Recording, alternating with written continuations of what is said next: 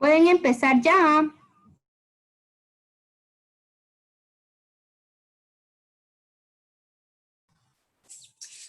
Ok, solo me confirman si pueden ver mi pantalla. Sí se ve. Ah, bueno, muy buenas tardes a todos. Nosotros somos del simposio número 4 y vamos a exponer acerca de la neumonía, bronconeumonía, tuberculosis y la enfermedad pulmonar obstructiva crónica. Entonces, vamos a empezar con la neumonía y bronconeumonía. Bueno, y la neumonía es una infección del pulmón que ocasiona inflamación y daño en el tejido pulmonar, más que todo en el parénquima. Como sabemos, los pulmones están formados por conductos por los que circula el aire, que son los bronquios, y unos pequeños sacos alveolares donde se realiza el intercambio gaseoso, que como acabamos de escuchar, son los alvéolos. En una persona sana, los alvéolos se llenan de aire al respirar, mientras que en una persona con neumonía, estos alvéolos están llenos de pus o líquido, por lo que el intercambio gaseoso se ve afectado, como podemos ver en esta imagen, que es una comparación de un alvéolo normal y uno con neumonía, y en la animación, como podemos ver aquí también, donde están eh, llenos de pus. Entonces, existen dos tipos de neumonía, que es la lobular. Esta puede afectar una o varias partes de los lóbulos, como miramos en esta animación, y también está la neumonía bronquial o la bronconeumonía. La neumonía lobular puede ser adquirida en la comunidad. Esta afecta a pacientes no hospitalizados en los 14 días previos a su diagnóstico, o puede eh, ser infectada debido a los 48 horas después de su hospitalización, y más que todo es provocada por la Streptococcus pneumonia, pero también hay otros factores atípicos como bacterias, virus u hongos que vamos a ver más adelante. También está la neumonía tipo nosocomial o intrahospitalaria, que esta se adquiere durante la estancia hospitalaria luego de 72 horas o se desarrolla después de 48 horas después de esa intubación. La bronconeumonía es una infección multifocal centrada a lo largo de las vías distales, provocando una inflamación en la parte baja de las vías respiratorias, es decir, bronquios finos y sacos alveolares pulmonares. Bueno, entonces las lesiones son secas, granulares y de color rojo grisáceo, como miramos en esta imagen,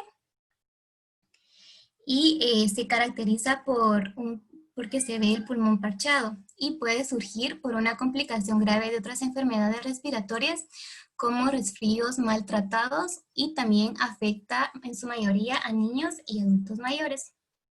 Entre las causas, como habíamos visto, la mayor causa es la Streptococcus pneumonia, pero según el grupo etario pueden presentarse otros microorganismos, como podemos ver en esta tabla. En los recién nacidos también pueden verse afectados por la Staphylococcus aureus, niños mayores de 5 años por la Mycoplasma pneumonia, y los inmunocomprometidos por el hongo Pneumocystis jirovensii, el citomegalovirus, la Mycobacterium tuberculosis, y en las personas adultas también se ven afectadas por el virus de la influenza.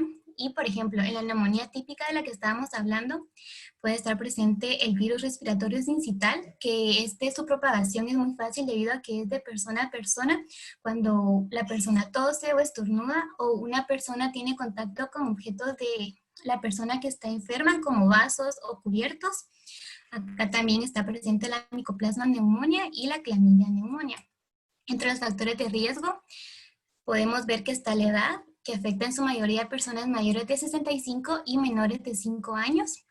Está si el paciente sufre de enfermedades pulmonares crónicas como el POC, fibrosis quística, si fuma cigarrillos, si sufre de demencia o algún accidente o trastorno cerebral, y también si tiene problemas en el sistema inmunitario o si presenta enfermedades crónicas como la diabetes, mala nutrición, abuso del consumo del alcohol o dificultad para deglutir, si se le ha practicado alguna cirugía, o enfermedades como resfríos maltratados, y si no ha recibido vacunas antigripales o antineumónicas.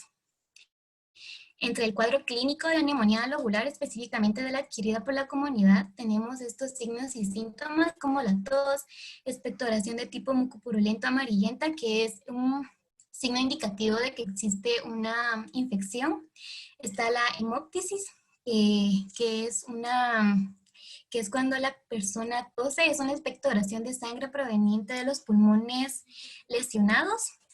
También tenemos disnea, fiebre, quejido en el pecho, síndrome de insuficiencia respiratoria aguda, y la neumonía nosocomial también se puede presentar a taquipnea, hipoximia, leucocitosis o aumento en el trabajo respiratorio. Y bueno, el cuadro clínico la neumonía, de la bronconeumonía, perdón, es muy similar, pero acá se presentan, por ejemplo, cefaleas, escalofríos, dolores musculares, confusión o delirio, más que todo en las personas adultas, vómito, pérdida de peso, expectoración, aleteo nasal, que es como la dilatación de las fosas nasales. Podemos ver aquí una imagen de unas fosas nasales normales, y este es el aleteo nasal. También la persona puede sufrir de disnea, taquipnea, cianosis, que la cianosis es una acumulación de hemoglobina en los glóbulos sanguíneos, en los vasos sanguíneos, perdón, de estas áreas, más que todo se dan las manos, nariz, boca y orejas. Y bueno, también hay que, como habíamos dicho, en los factores de riesgo tenemos que considerar enfermedades crónicas como la diabetes, insuficiencia hepática, alteraciones en el sistema inmunitario o respiratorio, debido a que estas pueden agravar el cuadro clínico. Y la presentación clínica de neumonía puede ser similar tanto si el microorganismo es típico o atípico, debido a que toda esta sintomatología se va a presentar según la edad, el estado del sistema respiratorio e inmunitario de la persona. Bueno, ahora en cuanto a la fisiopatología, como se mencionó anteriormente, la causa principal de la neumonía y la bronconeumonía es una infección vírica o bacteriana en la cual los microorganismos llegan a las vías respiratorias bajas en varias formas. La más frecuente es la aspiración desde la orofaringe. Para esto, el organismo tiene varios mecanismos de defensa. En primer lugar, encontramos los cornetes o las vibrisas. Las vibrisas son los pelos de la nariz. En esta, cuando ingresa una bacteria de gran tamaño, los cornetes o las vibrisas las detectan y las captan, y con esto se eliminan. Pero cuando el microorganismo que ingresa logra sobrepasar a los cornetes y las vibrisas y llegan al árbol traqueobronquial, se activa el epitelio traqueobronquial.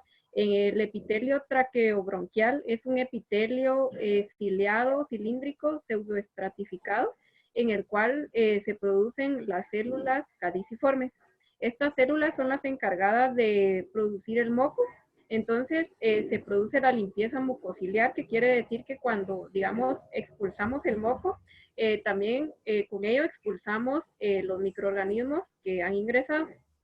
También en esta parte es importante considerar el reflejo nauseoso y el mecanismo de la tos, ya que a través de la tos también se expulsa el aire que está, digamos, contaminado por el microorganismo y cierta mucosidad. Pero cuando, digamos, los microorganismos logran pasar estas barreras y tienen la pequeñez suficiente para llegar a los lugares más distales, como en el caso de los alvéolos, en este caso, como vimos anteriormente, los alvéolos están compuestos de diferentes tipos de células, entre las que se pueden mencionar los neumocitos de tipo 1, los neumocitos de tipo 2, y los que más nos importan en este caso son los macrófagos.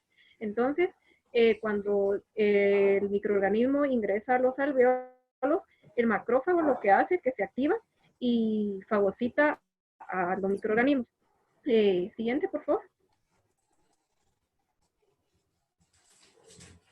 Bueno, también cabe mencionar que los macrófagos tienen cierta capacidad de fagocitosis. Entonces, cuando existen una gran cantidad de microorganismos, esta capacidad se ve superada y los macrófagos ya no tienen la capacidad de fagocitarlos. Entonces, lo que sucede en este caso es que se activan varios factores, como en el caso de la interleucina 1, el factor de necrosis tumoral, la interleucina 8 y el factor estimulante de colonias de granulocitos.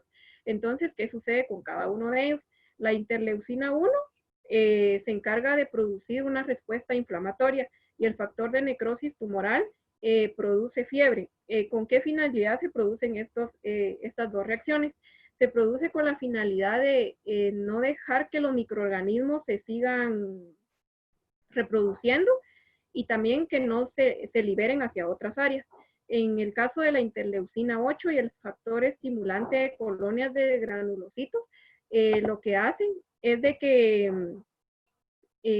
estimulan la liberación de neutrófilos, que son los cuales son atraídos al pulmón, y así surge una leucocitosis periférica, en la cual los leucocitos fagocitan a los microorganismos y se provoca una fuga alveolo-capilar. Siguiente, por favor.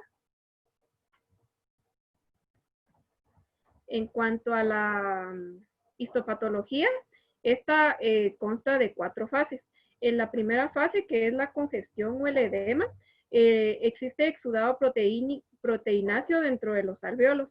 Después sigue la hepatización roja, en la cual los eritrocitos llegan a los alveolos y hay presencia también de leucocitos de los microorganismos y de cierta cantidad de fibrina. Y la hepatización gris, en la cual existe o se da la lisis y la degradación de los eritrocitos, ya casi no hay microorganismos y hay un mayor depósito de fibrina. Y está la última fase, que es la resolución, en donde ya solo están los macrófagos y ya no hay o se eliminan los restos de los neutrófilos, las bacterias y las fibrinas, y la inflamación cede. Siguiente, por favor. Bueno, el diagnóstico de la neumonía más que todo se basa en exámenes clínicos y en imágenes, pero tampoco hay que dejar de lado el examen físico, ya que este también puede orientar el diagnóstico. Entonces el doctor tomará la temperatura y a través de la auscultación escuchará ruidos característicos de la neumonía, como por ejemplo ruidos pulmonares croqueantes, silbantes o burbujeantes. También identificará zonas donde es más difícil encontrar la respiración o la fuerza de la respiración es menor de la normal. También por percusión puede encontrar lugares en el pecho donde haya algún problema. Y bueno, en los exámenes de laboratorio tenemos el hemograma completo, que determina la cantidad de glóbulos blancos, que como sabemos una alta cantidad es indicativo de una infección bacteriana. También está la hematología con velocidad de sedimentación. Esta es de los eritrocitos y es una medida de respuesta de la fase aguda de procedimientos infecciosos e inflamatorios. También tenemos el análisis de sangre, que determina el virus de la bacteria o el hongo responsable. Está el cultivo de esputo, que también es un indicador del organismo causal. Y la PCR, que si se obtiene un resultado mayor a 80 miligramos por litro, sugiere un origen bacteriano. Y si se obtiene uno menor de 20 miligramos por litro, orienta a un origen vírico o micoplasmático. Pero este examen tiene el detalle que no es tan específico para la neumonía adquirida por la comunidad, por lo que en este tipo de neumonía se usa más el examen de procalcitonina, que si se obtiene un resultado mayor a 2, sugiere un origen bacteriano, y si se obtiene uno menor a 0.5, es de origen viral. Y bueno, la ventaja que tienen estos exámenes microbiológicos es que, como habíamos mencionado, es más fácil identificar el organismo causal y por lo tanto el tratamiento puede ser más específico, previniendo el abuso de antibióticos y la generación de resistencia antimicrobiana. Los exámenes de gabinete en Guatemala se basan en radiografías de tórax posterior y lateral con el objetivo de buscar opacidades en las áreas lobulares o segmentarias o opacidades multilobulares. Y los patrones básicos son el aumento de la densidad, que es por ocupación del área pulmonar por sangre o pus. Como podemos ver en esta imagen, el aumento de la densidad puede ser en un área determinada o si no puede estar como esparcida en todos los pulmones. También se puede presentar una disminución en la densidad, que esto es debido a la destrucción del parénquima pulmonar. Podemos ver acá que los bordes de los pulmones están como difusos o irregulares por esta destrucción del parénquima. Bueno, en la neumonía adquirida por la comunidad, los hallazgos radiológicos no permiten establecer un diagnóstico como tal, pero sí sirven para un diagnóstico diferencial debido a que en la práctica se han descubierto patrones provocados por un microorganismo dado. Por ejemplo, acá tenemos el de la Staphylococcus aureus y la Klebsiella. Podemos ver que una radiografía provocada la neumonía por la Staphylococcus aureus, las opacidades o el aumento de las densidades se ven reflejados más que todo en el centro de los pulmones, mientras que la Klebsiella sí están más dispersos por el pulmón. Y la neumonía nosocomial se basa en el diagnóstico más que todo en el cuadro clínico, debido a que la interpretación de las radiografías es muy difícil en pacientes críticos o intubados. Y tenemos acá el ejemplo de un paciente con edema pulmonar que necesitó ventilación y desarrolló neumonía nosocomial asociada a este ventilador. Se puede ver acá donde está la flecha, las opacidades en la radiografía. Y bueno, también aquí las radiografías funcionan como para orientar más que todo el diagnóstico, porque si se tienen dos radiografías donde se identifican opacidades, sí se puede como que confirmar que este paciente sí sufre de neumonía. Y por último tenemos la bronconeumonía, que esta igual presentan opacidades. Al inicio son heterogéneas, pero conforme la bronconeumonía avanza, se van volviendo homogéneas alrededor de los pulmones. Bueno, ahora en cuanto al tratamiento, en el tratamiento farmacológico debe utilizarse un esquema terapéutico de amplio espectro y deben considerarse ciertos factores, como lo es el tiempo de hospitalización del paciente y también los microorganismos multiresistentes. Entonces, en la tabla que se presenta, se pueden observar algunos tratamientos tanto para la neumonía bacteriana, la cual es tratada principalmente con antibióticos, el cual va de acuerdo al tipo de bacteria, y la neumonía no bacteriana, en la que se utilizan los antifebriles o los analgésicos. En cuanto al tratamiento no farmacológico, se recomienda la hidratación, ya que el agua ayuda a fluidificar la mucosidad del interior de los pulmones.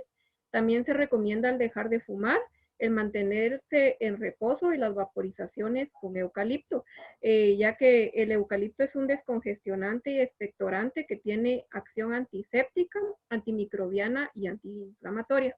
En cuanto al pronóstico, el pronóstico de la neumonía está íntimamente ligado con la edad del paciente y de otros trastornos coexistentes, en donde las personas jóvenes que no tienen otra enfermedad evolucionan de una manera satisfactoria y tienen una mejoría en unas 2 semanas, mientras que las personas de mayor edad y que presentan otras enfermedades, sí, el tiempo para su recuperación es más prolongado.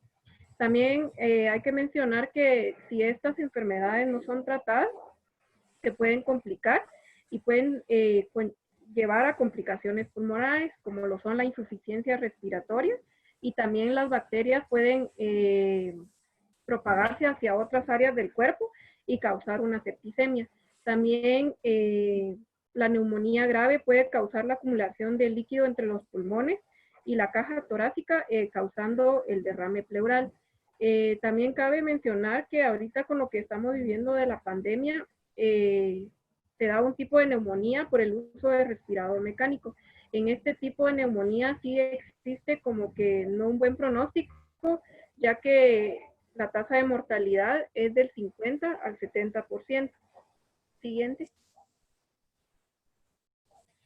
Bueno, y las incidencias podemos ver en este mapa epidemiológico que las áreas con mayor prevalencia e incidencia en el país son Ixcán, Chiquimula, El Progreso, Jalapa, Ixchil, Zacapa y Alta de Verapaz, siendo los niños menores de 5 años de ambos sexos, como podemos ver en esta gráfica, los más afectados, y los adultos mayores de 60 años, más que todas las mujeres, también se ven afectadas.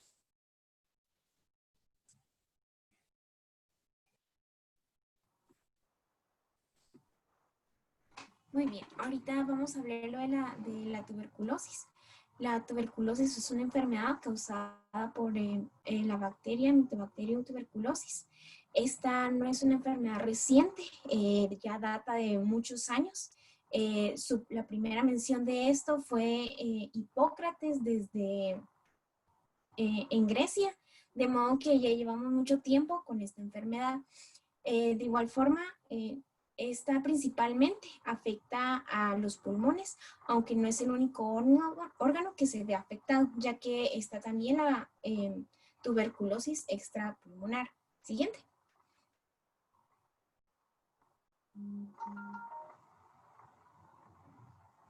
Ahora tenemos la clasificación de la tuberculosis. Esta está en primaria y secundaria. La primaria se caracteriza de que la bacteria puede ingresar en las personas, pero esta no necesariamente se va a desarrollar, ya que la respuesta inmunitaria es agarrar la bacteria y se recubre por se cubre formando un granuloma. Esta cubierta es en respuesta a esta bacteria, que lo veremos más adelante. Entonces, estos pacientes que al inactivar la bacteria no desarrollan la tuberculosis. Ahora bien, la tuberculosis secundaria, en esta sí se desarrolla la tuberculosis como tal, ya que el sistema inmune no se da abasto para poder contener a la bacteria. Entonces ya se va propagando y se va desarrollando esta enfermedad. Siguiente. Ahora, las causas. Este se va a contagiar de persona en persona. Por la tos, estornudos, esto va a expulsar a las partículas, ¿verdad? Las partículas infectadas, y estas se van a quedar en el aire. Estas pueden quedarse en el aire hasta 9 horas. De modo que se contagia muy rápido. Pero como ya vimos, no necesariamente es que se desarrolle esta enfermedad.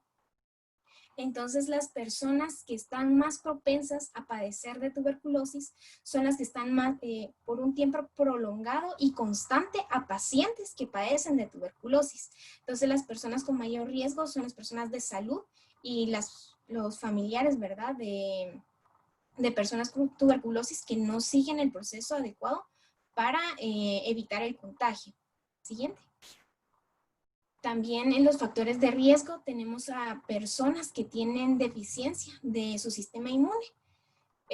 Las que tienen mayor riesgo son las que tienen desviación del yeyuno lineal, el periodo ulterior de trasplante, las que tienen infecciones de VIH, lesiones fibróticas y consumo de drogas intravenosas. También se cabe mencionar, ¿verdad?, que las personas que padecen de COVID también están expuestas a desarrollar tuberculosis. Siguiente.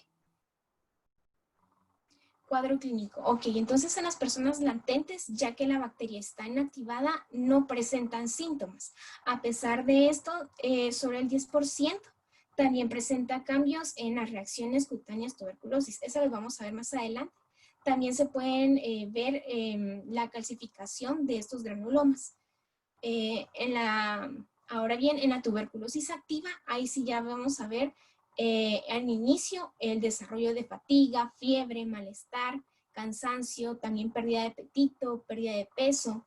Lo que sí es característico es la presencia de tos de 3 semanas o más. Estas también pueden presentar estupo verde o amarillo.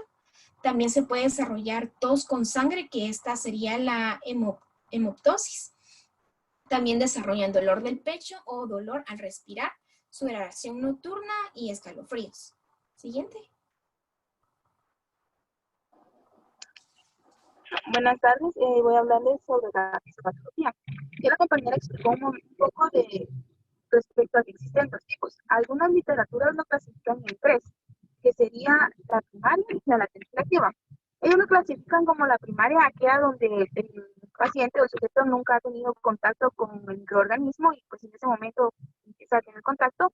Posteriormente la latente, como la compañera dijo, que es cuando las personas pues tienen un buen sistema inmune y pues las mantienen, así que al margen, realmente no les ocasionan mayor daño. Y la activa, que es ya como tal la enfermedad. Siguiente, por favor.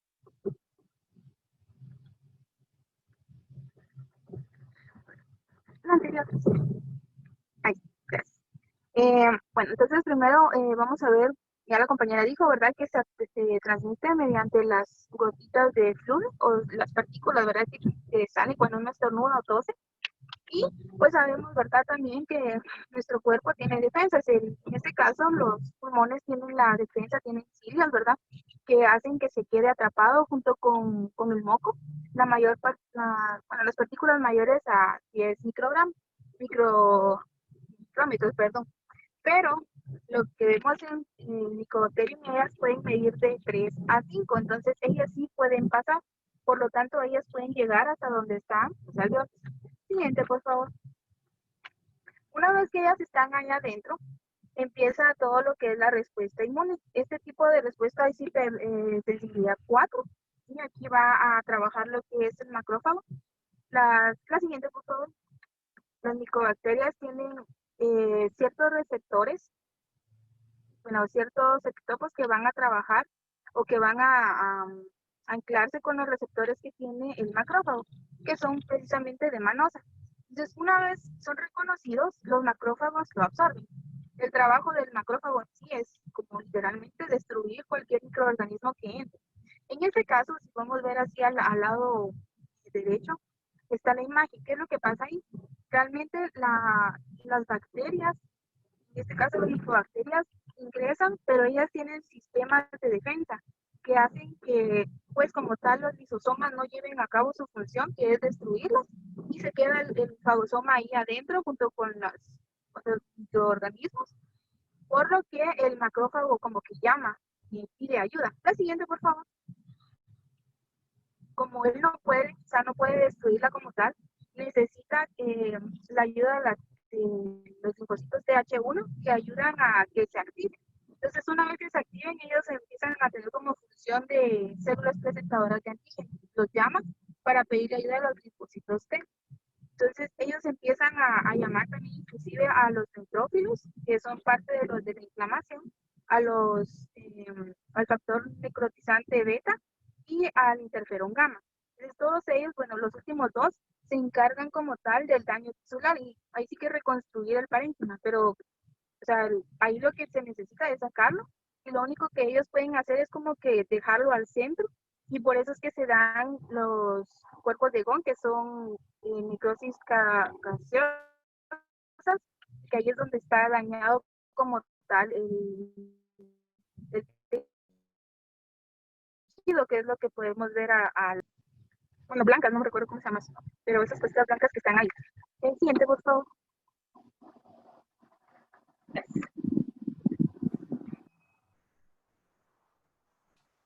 Muy bien, ahora con el diagnóstico, lo que mayormente se usa son los exámenes de laboratorio. Está la baciloscopía, que este se va a identificar y cuantificar los bacilos del Mycobacterium tuberculosis. Esta es la que mayormente se usa, ya que es muy barata y es rápida. Esto toman una muestra de expectoración y la observan bajo el microscopio. Tenemos también el de cultivo, en esa se tarda más tiempo, entre 6 semanas más o menos, y como sabemos el sistema de salud de Guatemala no está muy bien, entonces tardan a acordar más. También estas únicamente identifican. Está la prueba de tuberculina, que esta, si miramos en las imágenes, es donde aparece la regla con los números. Entonces, en esta se van a medir la respuesta inmune, que indica la presencia de la bacteria, pero no indica si el paciente padece de tuberculosis. Entonces, en esta se utiliza la tuberculina para demostrar esta respuesta. También tenemos el diagnóstico anatomopatológico, en donde esta determina la presencia de gránulos calciferantes. Entonces, esto es lo que son exámenes histológicos para ver la presencia de estos. También tenemos la prueba de adenosina de aminasa, que esta va a cuantificar el aminoácido que surge como respuesta de las acciones de la enzima de adenosina desaminasa. Esta es para la tuberculosis extrapulmonar. A pesar de esta, no se recomienda su uso ya que no está validada por la OMS. También tenemos el GeneXpert. Esta también es muy utilizada ya que es muy completa porque purifica, concentra e identifica la secuencia de ácidos nucleicos de la Mycobacteria tuberculosis.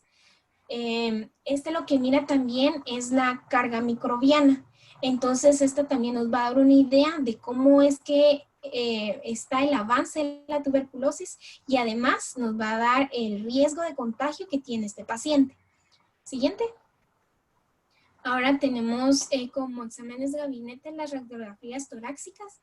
Estas no se pueden utilizar para confirmar el diagnóstico, ya que en la tuberculosis no se ve un patrón muy definido para confirmar la presencia de tuberculosis. Aún así, se observan algunos patrones constantes en la tuberculosis. También tenemos el patrón gangliopulmonar, en la que va a ser una infiltración tenue y poco definida. Estas se va a observar en el área inferior y media del pulmón, como lo miramos en como indica la flechita ahí que nos está haciendo la compañera señalar.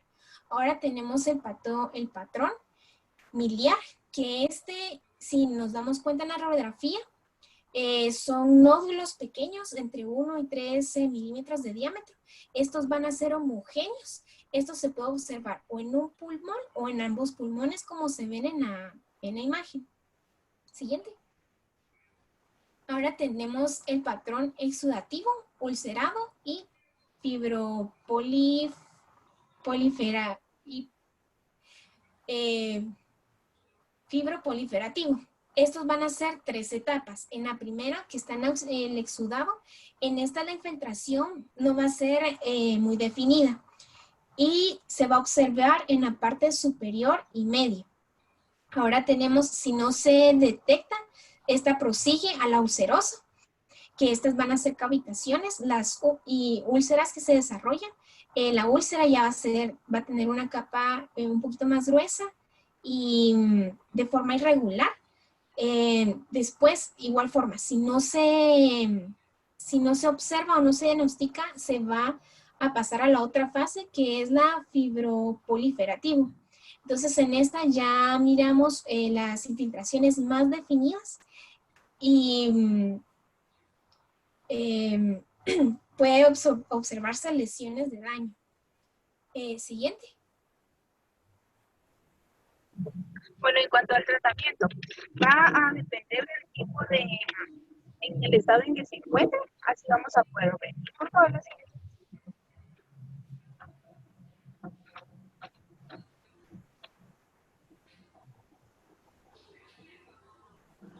Siguiente. Gracias. En sí tenemos estos 4 que son como que uno de los 4 más importantes que pueden haber. 3 de ellos, de hecho, son bactericidas, o sea, quiere decir que las matan de una vez. Y uno de ellos, el Tambul, que es el bacteriostático, o sea, que solo detiene como tal el crecimiento, pero no las elimina. Por favor. Bueno, estos son datos que, bueno, realmente son los protocolos que lleva a cabo el Ministerio de Salud aquí en Guatemala. Y pues se dan cuenta acá, ellos tienen 2 fases. Está la fase inicial y está la fase de continuación. Entonces, en la fase, y esto es como que las personas que acaban de tener contacto con los microorganismos. Entonces, en la primera fase o en la fase inicial, se da rifampicina e isoniazida, y pues se da por 2 meses. También se da la tiramicina y la etambul. Y estos 3 medicamentos son los primeros que se dan. Posteriormente, o sea, después de esos 2 meses, lo que se recomienda siempre es que se haga un cultivo y que puedan determinar como tal un antibiograma para ver la resistencia que puede llegar a tener. Algo importante aquí es que ellos tienen que tener como mucha adherencia, o sea, que tienen que cumplir el tratamiento tal cual se lo dan, porque esto puede crear resistencia. Entonces, hay mucho problema en la actualidad por lo mismo, porque hay mucha resistencia de que la gente no se toma el medicamento como debe ser. Entonces, posteriormente a estos 2 meses, si va todo bien, ellos están cumpliendo con su tratamiento y va todo bien, sigue la fase de continuación donde ya solamente se da rifampicina y la isoniazida. ¿Sí? Entonces, pues tenemos tratamientos un poco pesados, pero son necesarios porque ya vimos que es una materia bastante difícil de poder erradicar. Por favor, la segunda. En cuanto a la infección ya activa como tal, ¿verdad? Entonces aquí ya tenemos inclusive un poco más de, pues un tratamiento un poco más agresivo y aquí ya entra en juego la streptomicina. O sea, ya aquí ya vamos a tener ayuda de otro agente antimicrobiano para poder eliminar. Siguiente, por favor. Y pues ya en la crónica esto ya es como para pacientes que tienen VIH y pues alguna otra inmunosupresión. Aquí vamos a tener igual, ¿verdad? Vamos a tener 2 fases y la rifampicina prácticamente el mismo, ¿verdad? Solo que igual va a ser por un poquito más de tiempo en la fase de continuación. Siguiente, por favor. En cuanto al pronóstico, bueno, como les decía, ¿verdad? Si el paciente se toma completamente el tratamiento, entonces ahí sí se puede curar prácticamente por completo. Pero si es como me siento bien hoy, no me lo voy a tomar, después sí, entonces ahí va a haber un poco más de dificultad y pasa a lo de la resistencia a los antimicrobianos y todo este tipo de medicamentos. 25% de, pues, ¿verdad? De fatalidad se viene a dar por aquellas personas que tienen meningitis tuberculosa o aquellos que pues ya están muy mal, ¿verdad? Aunque el tratamiento sea muy óptimo, personas ya con SIDA como tal, ya es un poco más difícil su recuperación. Y pues igual, ¿verdad? Es letal si no hay tratamiento, si no hay control, inclusive con las personas con VIH, con antirretrovirales, ahí sí no va a ser nada favorable.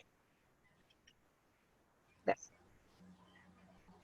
En Guatemala, en el último año, se calculó que fueron 3.568 personas en incidencias de tuberculosis. Los departamentos con mayor afección está lo que es Escuintla, Suchitepeques y San Marcos. El sexo que tiene mayor incidencia es el masculino. Y también tenemos que las edades que tienen mayor afección son las personas de 60 y mayores de 60 años. ¿Sí? Bueno, ahora le vamos a hablar sobre EPOC, que es la enfermedad pulmonar obstructiva crónica que provoca una limitación del aire hacia los pulmones y que pues esta no es de todo reversible. El Ministerio de Salud Pública y Asistencia Social no lo clasifica como una enfermedad, sino que como un conjunto de dolencias que afectan el flujo del aire hacia los pulmones, que es crónica y que es progresiva. Esta afecta a los alvéolos y los bronquios. Siguiente. Por ejemplo, en los alvéolos causa enfisema, que podemos ver en la imagen la comparación de un bronquio sano y de un alvéolo sano y de un alvéolo destruido. Entonces lo que provoca en el alvéolo es su destrucción de la membrana y un ensanchamiento. Luego está lo que es la bronquitis crónica, que afecta lo que son los bronquios, provocando una inflamación y un exceso de mucosidad, como se ve en la imagen, la comparación de cómo se ve un sano y cómo se ve uno inflamado y con mucosa. Y también podemos ver lo que es un pulmón sano y un pulmón que pues sufre de POC. Siguiente.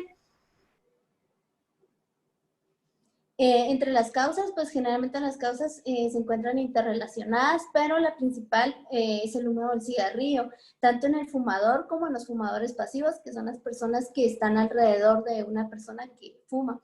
También está el humo de la leña, que este se da generalmente en el interior del país, porque las personas y las familias tienden a cocinar con leña.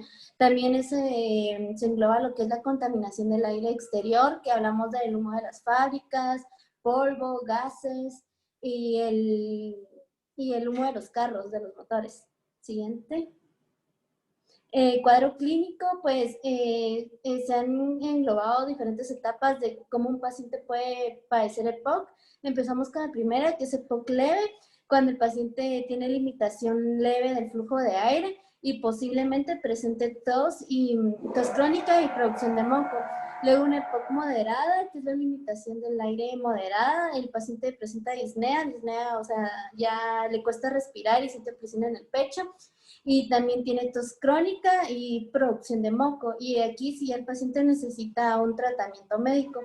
Luego, la tercera etapa es de que EPOC grave, etapa 3, hay una mayor limitación del flujo de aire, hay una disnea y fatiga empeoran, y la limitación de actividades físicas que ya afecta la calidad de vida del paciente porque ya no puede hacer cosas de su rutina o subir gradas en un edificio o cuestiones que ya forman parte de su vida diaria.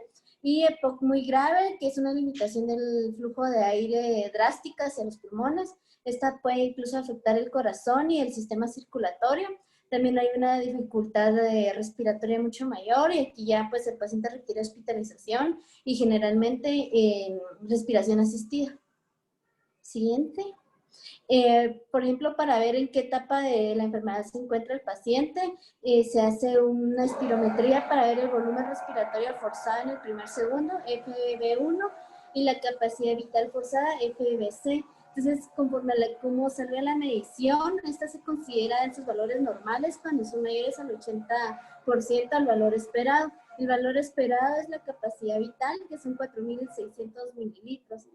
También podemos hablar de un cuadro clínico inicial y avanzado. El cuadro clínico inicial, pues el paciente generalmente es fumador, también tiene olor de nicotina en las uñas y en los dedos y presenta dificultad para respirar. En un cuadro clínico ya avanzado, pues hay una disminución del músculo y una disminución del tejido adiposo subcutáneo y pues afecta ya el tórax y en la musculatura. Siguiente. Bueno, con respecto a la fisiopatología, como ya escuchamos, esta constituye una bronquitis crónica que esta va a provocar una alteración en la secreción de mocos y por ende va a provocar una alteración en la resistencia de las vías aéreas. Como también está conformada por el enfisema lo que va a hacer es la destrucción de la membrana alveolar, entonces por lo tanto va a alterar el intercambio gaseoso y a la vez va a incluir una inflamación, va a incluir cambios en el equilibrio de proteáceas antiproteáceas y la reparación de los tejidos. Entre ellos está la obstrucción de las vías respiratorias. Esta se va a dar principalmente porque va a existir un flujo ilimitado en las vías respiratorias y este se cuantifica por la aspirometría, en donde se obtienen los valores de FEV1 que ya se mencionaron y el FEVC. Entonces los pacientes que presentan un cuadro de EPOC lo que van a hacer es que estos valores van a disminuir. Como se observa en la gráfica superior derecha, en la línea roja es una relación de estos valores en un pulmón normal. Entonces están altos, están a los niveles adecuados, mientras que en la línea celeste, este representa la relación de un paciente con una enfermedad obstructiva, en este caso con EPOC. También se incluye el intercambio gaseoso. En este se debe a que por el enfisema será la ruptura de las paredes alveolares, la cual va a producir una disminución del área en el intercambio gaseoso. Entonces va a haber una retracción en la elasticidad del pulmón también.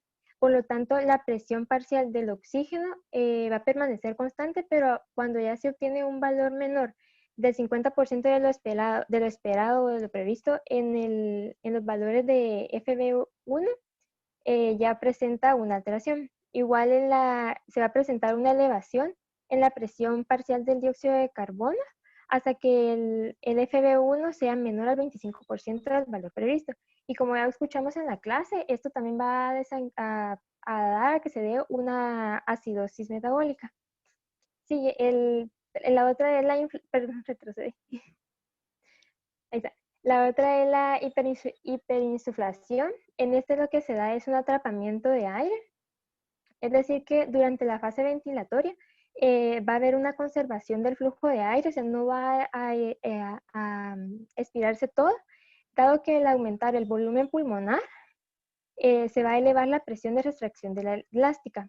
Esto puede hacer de que el diafragma se desplace hacia abajo a adquirir una posición aplanada, como se puede observar en la imagen superior izquierda. Pero al adquirir esta posición aplanada va a desarrollar unos efectos adversos. Entre ellos es de que va a disminuir la zona de oposición respecto a la presión abdominal positiva durante la inspiración y no se va a aplicar con la misma eficacia a la pared torácica, entonces va a disminuir la inspiración. También va a provocar que las fibras musculares del diafragma aplanado sean más cortas que en una copulatura normal, ¿verdad? Y lo que va a hacer es de que va a generar presiones inspiratorias menor comparadas a lo normal. Otro efecto es de que la elasticidad de la caja torácica y del pulmón normalmente están en sentido contrario. En cambio, en un paciente con EPOC van a estar en la misma tracción, por lo que para iniciar una inspiración, el paciente deberá vencer ambas elasticidades. Siguiente, por favor. Bueno, en el diagnóstico generalmente se hace en pacientes mayores a 40 años y lo que se hace, por ejemplo, en la anamnesis, el paciente refiere tener tos, refiere tener disnea, que es el cansancio físico o que ya no puede respirar por el poco flujo de aire que tiene hacia los pulmones. En cuanto a los signos físicos, está la hiperinsuflación, que como decía mi compañera es la expansión del tórax, entonces los músculos accesorios de la respiración son los esternocleidomastoideos, los intercostales, hacen que el paciente tenga esa forma de tonel en el tórax y generalmente en la percusión es donde el médico lo logra ver. También está cianosis, que es el tono color morado en los labios y en la lengua, y está la postura en tripoide, que el paciente, como ya no tiene un buen flujo respiratorio hacia los pulmones, se pone en posición como hacia adelante los brazos, ¿verdad? Entonces eso es porque los músculos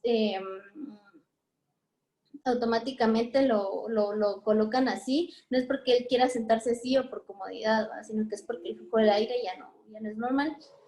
Luego está, siguiente, el diagnóstico definitivo. Entonces aquí ya se hace una relación de FEB con FBC. Entonces se mira si el paciente tiene un valor mayor al 70% al esperado, que es el de la capacidad vital.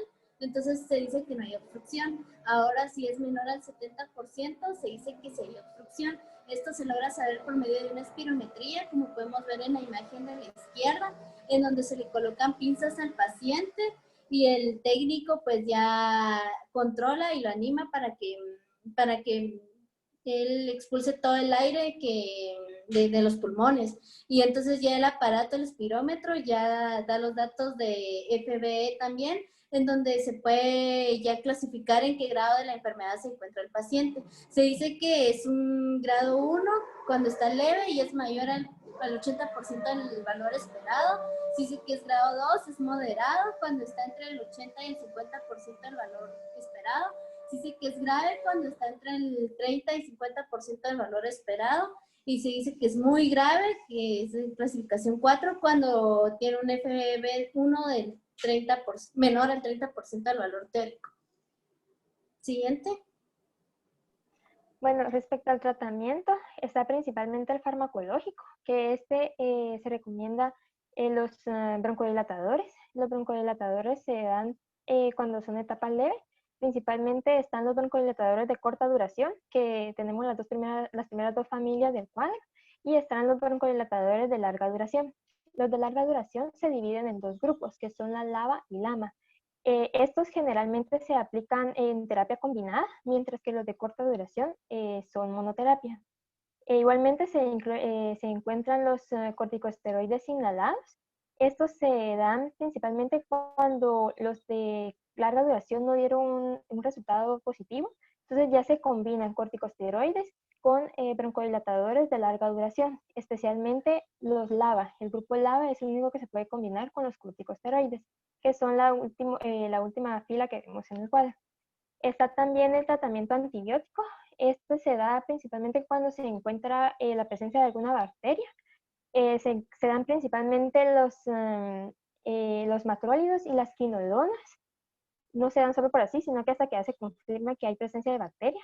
También se da oxígeno, es como un complemento el oxígeno a las terapias de broncodilatadoras. El no farmacológico Se dan principalmente son en mejorar condiciones de vida. El dejar de fumar es algo importante porque, como ya vimos, es la principal causa de esta enfermedad. Entonces, el dejar de fumar. Igualmente se recomienda la vacunación contra la influenza cada año, ya que está comprobado que disminuye la posibilidad de que el paciente sea hospitalizado al recibir esta vacuna y no adquirir una gripe de influenza. Y está también la respiración pulmonar, terapia pulmonar, perdón. Se basa más que todo en hacer ejercicio y en mejorar la cantidad mejorar la resistencia física del paciente. En el quirúrgico,